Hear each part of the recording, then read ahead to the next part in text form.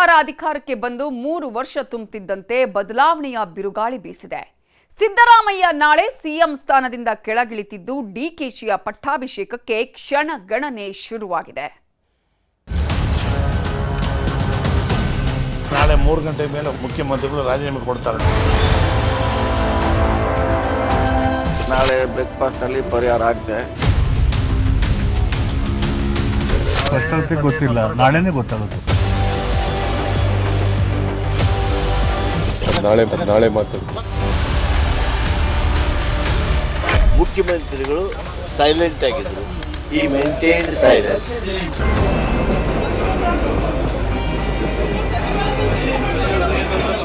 ಬಜೆಟ್ನಲ್ಲೂ 17 ಬಾರಿ ಬಜೆಟ್ ಮಂಡಿಸಿದ ದಾಖಲೆ ರಾಮಯ್ಯ.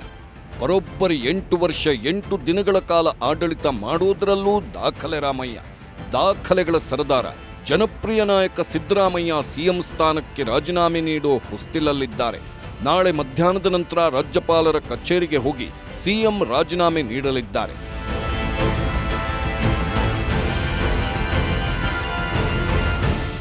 ಸಿಎಂ ರಾಜೀನಾಮೆ ಕೊಡ್ತಾರೆ ಅನ್ನೋ ಹೊತ್ತಲ್ಲೇ ಸಹಜವಾಗಿ ಸಿದ್ದು ಟೀಮ್ನಲ್ಲಿ ತಲ್ಲಣ, ಆತಂಕ ಶುರುವಾಗಿದೆ. ದೆಹಲಿಯಿಂದ ಬರುತ್ತಲೇ ರಾತ್ರಿ 1 ಸುತ್ತಿನ ಮಾತುಕತೆ ಇತ್ತು. ಬೆಳಿಗ್ಗೆಯೂ ಕೂಡ ಆಪ್ತರ ದಂಡು ಸಿಎಂ ಮನೆ ಸೇರಿತ್ತು. 12 ಸಚಿವರು, 25 ಶಾಸಕರು, 8 ಎಂಎಲ್ಸಿಗಳು ಭಾಗಿಯಾಗಿದ್ದರು. ಬಿಎಸ್ ಗನ್ಮ್ಯಾನ್ ಹೊರಗಿಟ್ಟು ಪ್ರತ್ಯೇಕವಾಗಿ ಮಾತುಕತೆ ನಡೆಸಿದ್ರು. ರಾಜೀನಾಮೆ ನಿರ್ಧಾರದ ಬಗ್ಗೆ ಸಿಟ್ಟು ಹೊರಹಾಕಿದ್ರು. ರಾಜೀನಾಮೆ ವಿಚಾರವಾಗಿ ಆತುರದ ನಿರ್ಧಾರ ಮಾಡುವುದು ಬೇಡ, ಈಗಲೇ ರಾಜೀನಾಮೆ ಕೊಡಬೇಡಿ, ಸ್ವಲ್ಪ ಟೈಮ್ ತೆಗೆದುಕೊಳ್ಳಿ ಎಂಬ ಸಲಹೆ ಕೊಟ್ಟರು. ನಾವು ನಿಮ್ಮ ಪರ ಇದ್ದೇವೆ, ಇರುತ್ತೇವೆ, ನಿಮ್ಮ ನಿರ್ಧಾರ ಬದಲಿಸಿಕೊಳ್ಳಿ. ಕರ್ನಾಟಕದಲ್ಲಿ ಪಕ್ಷ ಅಧಿಕಾರಕ್ಕೆ ಬಂದಿರೋದು ನಿಮ್ಮಿಂದಲೇ. ಪೂರ್ಣ 5 ವರ್ಷ ನೀವೇ ಇರಬೇಕು. ರಾಹುಲ್ ಸಭೆಯಲ್ಲಿ ಯಾಕೆ ನೀವು ಒಪ್ಪಿಕೊಂಡು ಬಂದಿದ್ದೀರಿ ಎಂದು ಶಾಸಕರು ಪ್ರಶ್ನೆ ಮಾಡಿದ್ರು. ಸಿಎಂ ಇರಬೇಕಾ, ರಾಜೀನಾಮೆ ಕೊಡಬೇಕಾ ಅನ್ನೋದು ಸಿಎಲ್ಪಿಯಲ್ಲಿ ಆಗಲಿ, ಶಾಸಕರ ಬಲಾಬಲದ ಮೇಲೆ ನಿರ್ಧಾರವಾಗಲಿ ಎಂಬ ವಾದವೂ ಕೇಳಿಬಂತು. ಬದಲಾವಣೆ ಮಾಡೋದೇ ಆದ್ರೆ ಶಾಸಕರ ಬಲಾಬಲ ನೋಡಿಕೊಂಡು ಹೈಕಮಾಂಡ್ ತೀರ್ಮಾನ ಮಾಡಲಿ. ಶಾಸಕಾಂಗ ಪಕ್ಷದ ಸಭೆಯಲ್ಲಿ ಶಾಸಕರ ಬಲದ ಎಣಿಕೆಯ ಕೆಲಸವಾಗಲಿ. ಅಲ್ಲಿ ಶಾಸಕರ ಬಲಾಬಲದ ಬಗ್ಗೆ ಸಹಿ ಸಂಗ್ರಹಿಸಿ ಮತ್ತೆ ಕಳಿಸೋಣ. ಶಾಸಕರ ಸಂಖ್ಯೆ ಆಧರಿಸಿ ಸಿಎಂ ಸ್ಥಾನದ ತೀರ್ಮಾನವಾಗಲಿ ಎಂದರು. ದೆಹಲಿಯಿಂದ ಬರೋ ಉಸ್ತುವಾರಿಗಳಿಗೂ ಹೇಳುತ್ತೇವೆ, ನೀವು ರಾಜೀನಾಮೆ ಕೊಡಬೇಡಿ ಎಂದು ಸಿಎಂ ಮೇಲೆ ಒತ್ತಡ ಹೇರಲಾಯಿತು. ಶಾಸಕರು ಇಷ್ಟೆಲ್ಲ ಹೇಳುವಾಗಲೂ ಕೂಡ ಸಿಎಂ ಮೌನವಾಗೇ ಇದ್ದರು. ಸಚಿವರು, ಶಾಸಕರ ಒತ್ತಡದ ನಡುವೆ ಸಿಎಂ ಸಿದ್ದರಾಮಯ್ಯ ಮೌನವಾಗಿದ್ದರು. ಶಾಸಕರ ಯಾವುದೇ ಮಾತುಗಳಿಗೂ ಮಾತಾಡದೆ ಸುಮ್ಮನೆ ಕುಳಿತಿದ್ದರು ಸಿಎಂ. ರಾಹುಲ್ ಗಾಂಧಿ ಮಾತು ಮೀರಿ ನಡೆಯಲ್ಲ ಎಂಬ ಮನಸ್ಥಿತಿಯಲ್ಲಿದ್ದ ಸಿಎಂ ಶಾಸಕರ ಸಹಿ ಸಂಗ್ರಹಕ್ಕೆ ಒಪ್ಪಿಗೆ ಸೂಚಿಸಲಿಲ್ಲ. ನನ್ನ ಅಭಿಪ್ರಾಯ ನಾಳೆ ತಿಳಿಸುತ್ತೇನೆ ಎಂದಷ್ಟೇ ಶಾಸಕರಿಗೆ ಹೇಳಿದ್ದಾರೆ. ಸಿದ್ದರಾಮಯ್ಯ ನಡೆಯಿಂದಾಗಿ ಈಗ ಆಪ್ತ ಸಚಿವರಿಗೆ ಭಾರೀ ಚಿಂತೆ ಶುರುವಾಗಿದೆ. ಸನ್ಮಾನ್ಯ ಮುಖ್ಯಮಂತ್ರಿಗಳನ್ನ ನಾವು ಇವತ್ತು ಭೇಟಿಯಾಗೋದಕ್ಕೆ ಬಂದಿದ್ವಿ. ಸಹಜವಾಗಿ ನಮಗೂ ಒಂದು ರೀತಿ ಕಳವಳ ಇರ್ತದೆ. ಅದ್ರ ಬಗ್ಗೆ ಮಾತಾಡೋದಕ್ಕಂತೇಳಿ ಮಾನ್ಯ ಮುಖ್ಯಮಂತ್ರಿಗಳ ಹತ್ರ ಬಂದಿದ್ವಿ. ಹೇಳಿದೆ ಯಾಕಪ್ಪ ಅಂತ, ಇಲ್ಪ ಬೆಂಗಳೂರು ಡೆಲ್ಲಿಲಿ ಎಲ್ಲ ಡಿಸ್ಕಷನ್ ಆಗಿದೆ ಅಂತ ಅಷ್ಟು ಹೇಳಿದರು. ರಾಜೀನಾಮೆ ನೀಡಲು ಹೈಕಮಾಂಡ್ ಮುಂದೆ ಸಿದ್ದರಾಮಯ್ಯ ಹಲವು ಷರತ್ತುಗಳನ್ನು ಹಾಕಿದ್ದಾರೆ ಎನ್ನಲಾಗಿದೆ. ಡಿಕೆಶಿ ಸಂಪುಟದಲ್ಲಿ 3 ಡಿಸಿಎಂಗಳ ನೇಮಕವಾಗಬೇಕು, ಸಮುದಾಯವಾರು ಡಿಸಿಎಂಗಳ ನೇಮಕವಾಗಬೇಕು. ಸಿದ್ದರಾಮಯ್ಯ ಹೇಳಿದ 20ಕ್ಕೂ ಹೆಚ್ಚು ಮಂದಿಗೆ ಮಂತ್ರಿ ಸ್ಥಾನ ಕೊಡಬೇಕು. ಡಿಕೆಶಿ ಸಿಎಂ ಆದ್ರೆ ಸತೀಶ್ ಜಾರಕಿಹೊಳಿ ಕೆಪಿಸಿಸಿ ಅಧ್ಯಕ್ಷರಾಗಬೇಕು. ಸಚಿವ ಸ್ಥಾನದ ಜೊತೆಗೆ ಸತೀಶ್ಗೆ ಕೆಪಿಸಿಸಿ ಅಧ್ಯಕ್ಷಗಿರಿ ಕೊಡಬೇಕೆಂಬ ಬೇಡಿಕೆಯನ್ನ ಸಿಎಂ ಇಟ್ಟಿದ್ದಾರೆ ಎಂದೇ ಹೇಳಲಾಗ್ತಿದೆ. ಎಲ್ಲದರ ಬಗ್ಗೆ ಕೇಳಿದ್ರೆ ಎಲ್ಲದಕ್ಕೂ ನಾಳೆಯೇ ಉತ್ತರ ಕೊಡ್ತೇನೆ ಅಂದ್ರು. ದೆಹಲಿಗೆ ಹೋಗಿದ್ರಿ ಸರ್, ಹೈಕಮಾಂಡ್ ಜೊತೆಲಿ ಏನಾದರೂ ಚರ್ಚೆ ಆಯ್ತಾ? ಹೇಗೆ, ಏನ್ ತೀರ್ಮಾನ? ನಾಳೆ ಮಾತಾಡ್ತಾರೆ. ಇನ್ನು ಸಿದ್ದರಾಮಯ್ಯನವರಂತೆಯೇ ಸಂಪುಟದ ಹಲವು ಮಂದಿ ಕೂಡ ಏನೇ ಕೇಳಿದ್ರು ನಾಳೆ ನಾಳೆ ಅಂತಿದ್ದಾರೆ. ಗೊಂದಲಕ್ಕೆ ನಮ್ಮ ಸುರ್ಜಿವಾಲಾ ಅವರು ಇವತ್ತು ಅಥವಾ ನಾಳೆ ಅವರು ಪ್ರೆಸ್ ಕಾನ್ಫರೆನ್ಸ್ ಕರೀಬಹುದು ಅಥವಾ ನಿಮ್ಮನ್ನು ಕರೆಸಿ ಹೇಳ್ಬಹುದು. ಅದಕ್ಕೆ ಒಂದು ತೆರೆ ಬೀಳುತ್ತೆ. ಮುಖ್ಯಮಂತ್ರಿಗಳ ಬ್ರೇಕ್ಫಾಸ್ಟ್ ನಂತರ ಬಹಿರಂಗ ಆಗ್ತದೆ, ಅಲ್ಲಿವರೆಗೆ ವೇಟ್ ಮಾಡಬೇಕಷ್ಟೇ. ಈ ಮಧ್ಯೆ ಸೋಷಿಯಲ್ ಮೀಡಿಯಾದಲ್ಲಿ ಸಿದ್ದರಾಮಯ್ಯನವರು ಹಾಕಿದ ಪೋಸ್ಟ್ ರಾಜೀನಾಮೆ ಮಾತಿಗೆ ಇನ್ನಷ್ಟು ಪುಷ್ಟಿ ನೀಡಿತ್ತು. ಎಕ್ಸ್ನಲ್ಲಿ 3 ವರ್ಷದ ಸಾಧನೆ ಮೆಲುಕು ಹಾಕಿದ ಸಿದ್ದರಾಮಯ್ಯ, ಸರ್ಕಾರದ ಪ್ರತಿಯೊಂದು ಶ್ರೇಯವನ್ನ ಕನ್ನಡಿಗನಿಗೆ ಅರ್ಪಿಸುತ್ತೇವೆ. ಕೊಟ್ಟ ಮಾತಿಗೆ ಬದ್ಧರಾಗಿ ನುಡಿದಂತೆ ನಡೆದ ಬದ್ಧತೆ ನಮಗಿದೆ. 5 ಗ್ಯಾರಂಟಿ ಜಾರಿ ಮಾಡಿ ಪ್ರತಿ ಮನೆಗೆ ತಲುಪಿಸಿದ್ದೇವೆ. ಅನ್ನಭಾಗ್ಯ ಯೋಜನೆ ಕೋಟ್ಯಾಂತರ ಕುಟುಂಬಕ್ಕೆ ಪೌಷ್ಟಿಕ ಆಹಾರ ಭದ್ರತೆ ನೀಡಿದೆ. ಇದುವರೆಗೂ ಅನ್ನಭಾಗ್ಯಕ್ಕೆ 18,897 ಕೋಟಿ ರೂಪಾಯಿ ಹಣ ವ್ಯಯಿಸಲಾಗಿದೆ. 4.26 ಕೋಟಿ ಪಡಿತರದಾರರು 3 ಹೊತ್ತು ನೆಮ್ಮದಿಯಿಂದ ಊಟ ಮಾಡುತ್ತಿದ್ದಾರೆ ಎಂದು ಗುಣಗಾನ ಮಾಡಿದ್ರು. ಇದೆಲ್ಲವೂ ಆದ ಬಳಿಕ ಮತ್ತೆ ಸಚಿವರುಗಳ ದಂಡೇ ಸಿದ್ದು ಮನೆಗೆ ಬಂದಿತ್ತು. ಜಾರ್ಜ್, ಸತೀಶ್, ಮಹದೇವಪ್ಪ, ಶಿವರಾಜ್ ತಂಗಡಗಿ ಬಂದಿದ್ರು. ಎಲ್ಲರೊಟ್ಟಿಗೆ ಸಿಎಂ ನೇರವಾಗಿ ವಿಧಾನಸೌಧಕ್ಕೆ ಬಂದ್ರು.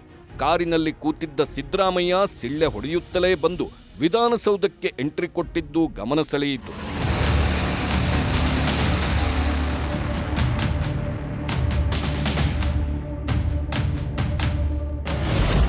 ಪದತ್ಯಾಗಕ್ಕೂ ಮುನ್ನ ಜಾತಿ ದಾಳ, ಸಿದ್ದು ಪರ ಹೋರಾಟಕ್ಕೆ ಅಹಿಂದ ಕರೆ. ಸಿಎಂ ಸ್ಥಾನಕ್ಕೆ ರಾಜೀನಾಮೆ ನೀಡುವ ಮುನ್ನ ಜಾತಿಗಣತಿ ವರದಿ ಸ್ವೀಕರಿಸಿದ್ದಾರೆ ಸಿಎಂ ಸಿದ್ದರಾಮಯ್ಯ. ಹಿಂದುಳಿದ ವರ್ಗಗಳ ಆಯೋಗದಿಂದ ವರದಿ ಸ್ವೀಕರಿಸಿದ್ದಾರೆ. ಸಿಎಂ ಸ್ಥಾನದ ಪದತ್ಯಾಗಕ್ಕೂ ಮುನ್ನ ವರದಿ ಅಂಗೀಕಾರ ಮಾಡಲಿದ್ದಾರೆ. ಯಾವ ಆತುರನೂ ಇಲ್ಲ. ನಾನು ನಿಮ್ಗೆ ಹೇಳಿದ್ದು 1 ತಿಂಗಳ ಹಿಂದೆನೇ ರೆಡಿಯಾಗಿತ್ತು. 1 ತಿಂಗಳಿಂದನೇ ನಾವು ಕೊಡಬೇಕು ಅಂತೇಳಿ ತಯಾರಿ ಮಾಡ್ಕೊಳ್ತಾ ಇದ್ವಿ. ನಮ್ಮ ಮೆಂಬರ್ಸ್ ಕೆಲವರು ಅವೈಲೇಬಲ್ ಇಲ್ದಿದ್ದರಿಂದ ನಾವು ಅದನ್ನು ಫೈನಲ್ ಟಚ್ ಕೊಟ್ಟು ಬೈಂಡ್ ಮಾಡಲಿಕ್ಕೆ ಆಗಿರಲಿಲ್ಲ. ಇವತ್ತು ಮೀಟಿಂಗ್ ಆಗಿ ಅದನ್ನು ಅಪ್ರೂವ್ ಆಗಿದ್ದಕ್ಕೆ ನಾವು ಸಬ್ಮಿಟ್ ಮಾಡ್ತಾ ಇದ್ದೀವಿ. It is a coincidence that certain political developments have taken place. It has nothing to do with our submission of the report to the government. ಈ ಮಧ್ಯೆ ಸಿದ್ದರಾಮಯ್ಯ ರಾಜೀನಾಮೆ ವಿರೋಧಿಸಿ ಅಭಿಮಾನಿಗಳು ಪ್ರತಿಭಟನೆಗೆ ಕರೆ ಕೊಟ್ಟಿದ್ದಾರೆ. ಎಐಸಿಸಿ ಅಧ್ಯಕ್ಷರ ತವರು ಜಿಲ್ಲೆ ಕಲಬುರಗಿಯಲ್ಲಿ ನಾಳೆ ಸಿಎಂ ಸಿದ್ದರಾಮಯ್ಯ ಪರ ಹೋರಾಟಕ್ಕೆ ಕುರುಬ ಸಂಘ ಕರೆ ಕೊಟ್ಟಿದೆ. ಇನ್ನು ಬೆಂಗಳೂರಿನ ಸಿಎಂ ಮನೆಗೂ ಬಂದಿದ್ದ ಅಹಿಂದ ನಾಯಕರು ನಾಳೆಯಿಂದ ಹೋರಾಟ ಮಾಡುತ್ತೇವೆ ಎಂದರು. ಇದೇನಾದರೂ ನಿಜ ಆಗಿದ್ದಲ್ಲಿ ನಮ್ಮ ಈ ಸಮಾಜದಿಂದ ಏನು 100ಕ್ಕೆ 70 ಭಾಗದಷ್ಟು ಕಾಂಗ್ರೆಸ್ ಪಕ್ಷದಲ್ಲಿ ನಾವು ಗುಡಿಸ್ಕೊಂಡಿದ್ದೀವಿ. ಆ 100ಕ್ಕೆ 70% ಇರೋದು 0ಗೆ ಬರೋದಂದ್ರೂ ಕೂಡ ಸುಳ್ಳಲ್ಲ ಅಂತ ಅನ್ನೋದನ್ನ ಆಶ್ಚರ್ಯ ಅನ್ಕೊಡ್ಬೇಕಾಗಿಲ್ಲ. ಸಿದ್ದರಾಮಯ್ಯನವ್ರನ್ನ ಬದಲಾವಣೆ ಮಾಡೋದಾದರೆ ನಮ್ಮ ಸಮಾಜದಿಂದ ನಾವು ಸುಮ್ಮನೆ ಕೂತ್ಕೊಳ್ಳೋದಕ್ಕಾಗಲ್ಲ. ಮುಂದಿನ ಹೋರಾಟಗಳನ್ನು ನಾವು ರೂಪಿಸ್ತಾ ಇದ್ದೀವಿ. ಅದನ್ನು ನಾಳೆಯಿಂದ ನಾವು ಶುರು ಮಾಡ್ತೀವಿ. ಶುಕ್ರವಾರ ಸಿಎಲ್ಪಿ ನಾಯಕನಾಗಿ ಡಿಕೆ ಶಿವಕುಮಾರ್ ಆಯ್ಕೆ. ಶನಿವಾರ ಅಥವಾ ಸೋಮವಾರ ಡಿಕೆಶಿ ಪದಗ್ರಹಣ. ನಾಳೆ ಸಿಎಂ ಸಿದ್ದರಾಮಯ್ಯ ರಾಜೀನಾಮೆ ನೀಡಲಿದ್ದು ನಾಡಿದ್ದು ಶುಕ್ರವಾರ ಸಿಎಲ್ಪಿ ಸಭೆ ನಡೆಯಲಿದೆ. ಅಲ್ಲಿ ಡಿಕೆ ಶಿವಕುಮಾರ್ ಅವರನ್ನ ಸಿಎಲ್ಪಿ ನಾಯಕರನ್ನಾಗಿ ಘೋಷಣೆ ಮಾಡುವ ಸಾಧ್ಯತೆಗಳಿವೆ. ಅಜ್ಜಯ್ಯ ಹೇಳಿದ ದಿನಾಂಕ ಸಮಯಕ್ಕೆ ಡಿಕೆಶಿ ಪ್ರಮಾಣ ವಚನ ಸ್ವೀಕರಿಸಲಿದ್ದಾರೆ. ದೆಹಲಿಯಿಂದ ವಾಪಸ್ಸಾಗಿರುವ ಡಿಕೆ ಸುರೇಶ್ ಡಿಕೆ ಆಪ್ತರೊಂದಿಗೆ ಸಭೆ ಮಾಡಿದ್ರು. ಒಳ್ಳೆ ಗಳಿಗೆ ಒಳಗೆ ಕಾಲ ಕೂಡು ಬಂದಿದೆ. ನಮ್ಮ ನಾಯಕರಿಗೆ ನಾವೆಲ್ಲ ಏನು ಇಡೀ ರಾಜ್ಯದ ಜನರು, ನಾಯಕರು, ಮುಖಂಡಗಳು, ಕಾರ್ಯಕರ್ತರು ಏನು ಬಯಸ್ತಾ ಇದ್ರು ಭಗವಂತ ಇವತ್ತು ನೆರವೇರಿಸಿದ್ದಾನೆ. ಅವನಿಗೆ 1 ಕೋಟಿ ಕೋಟಿ ಕೋಟಿ ಕೋಟಿ ನಮಸ್ಕಾರ.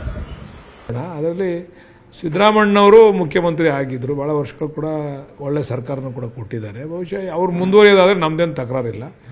ಅವ್ರು ಬೇಡ ಅಂದ ದಿವಸ ನೆಕ್ಸ್ಟ್ ಆಗಬೇಕಾಗಿರೋದು ನಮ್ಮ DCM ಮುಖ್ಯಮಂತ್ರಿಗಳು ಆಗಬೇಕು ಅಂತ ನಮ್ಮ ವಾದ ಅಷ್ಟೇ. ನಾಳೆ ಸಿದ್ದರಾಮಣ್ಣ ತೆಗೆದುಬಿಟ್ಟು ಇವ್ರನ್ನ ಮಾಡಿ ಅಂತ ನಮ್ಮ ವಾದ ಇಲ್ಲ. ಡಿಸಿಎಂ ಡಿಕೆಶಿ ಪಾಳೆಯದಲ್ಲಿ ಸಂಭ್ರಮಾಚರಣೆ ಜೋರಾಗಿದೆ. ಸಾಮಾಜಿಕ ಜಾಲತಾಣದಲ್ಲಿ ಡಿಸಿಎಂ ಅಭಿಮಾನಿಗಳು ಫುಲ್ ಖುಷಿಯಾಗಿ ಪೋಸ್ಟ್ ಮಾಡುತ್ತಿದ್ದಾರೆ. ಸಾಮಾಜಿಕ ಜಾಲತಾಣದಲ್ಲಿ ಮುಂದಿನ ಸಿಎಂ ಡಿಕೆ ಶಿವಕುಮಾರ್ ಅನ್ನೋ ಪೋಸ್ಟ್ಗಳು ರಾರಾಜಿಸುತ್ತಿದೆ. ಸಿಎಂ ಪಟ್ಟಕ್ಕೆ ಡಿಕೆಶಿ ಏರೋದು ಖಚಿತವಾಗಿರೋ ಹಿನ್ನೆಲೆ ಡಿಕೆ ಅಭಿಮಾನಿಗಳು ಸಂಭ್ರಮಾಚರಣೆ ಮಾಡುತ್ತಿದ್ದಾರೆ. ರಾಮನಗರದಲ್ಲಿ ಡಿಸಿಎಂ ಡಿಕೆಶಿ ಬೆಂಬಲಿಗರು ಹರ್ಷ ವ್ಯಕ್ತಪಡಿಸಿದ್ದಾರೆ. ರಾಮನಗರದಲ್ಲಿ ಪಟಾಕಿ ಸಿಡಿಸಿದ ಕಾಂಗ್ರೆಸ್ ಕಾರ್ಯಕರ್ತರು ಸಿಹಿ ಹಂಚಿ ಡಿಕೆಶಿ ಪರ ಘೋಷಣೆ ಕೂಗಿ ಹರ್ಷ ವ್ಯಕ್ತಪಡಿಸಿದ್ರು.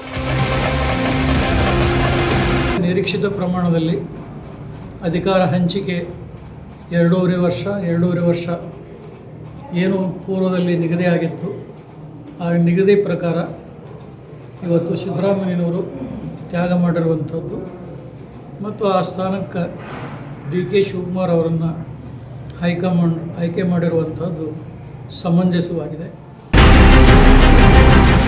ಇದೀಗ ರಾಜ್ಯದಲ್ಲಿ ಶಿವಕುಮಾರ ಪರ್ವಕ್ಕೆ ಕ್ಷಣಗಣನೆ ಆರಂಭವಾಗಿದೆ. 2 ವರ್ಷಗಳ ಅಧಿಕಾರ, 2028ರ ವಿಧಾನಸಭೆ, 2029ರ ಲೋಕಸಭೆ ಗೆಲ್ಲೋ ಟಾಸ್ಕ್ ಡಿಕೆ ಮುಂದಿದೆ. ಕಾಂಗ್ರೆಸ್ನಲ್ಲಿ ಟ್ರಬಲ್ ಶೂಟರ್, ಸಂಘಟನಾ ಚತುರ ಎಂಬೆಲ್ಲ ಬಿರುದುಗಳನ್ನು ಹೊಂದಿರುವ ಡಿಕೆ ಶಿವಕುಮಾರ್ ತಮ್ಮ ಕನಸು ನನಸು ಮಾಡಿಕೊಳ್ಳುವ ಹೊಸ್ತಿಲಲ್ಲಿ ನಿಂತಿದ್ದು ಅವರ ಆಡಳಿತ ವೈಖರಿಯನ್ನ ನೋಡಲು ರಾಜ್ಯ ಕುತೂಹಲದಿಂದ ಕಾಯುತ್ತಿದೆ. Bureau report, news 18.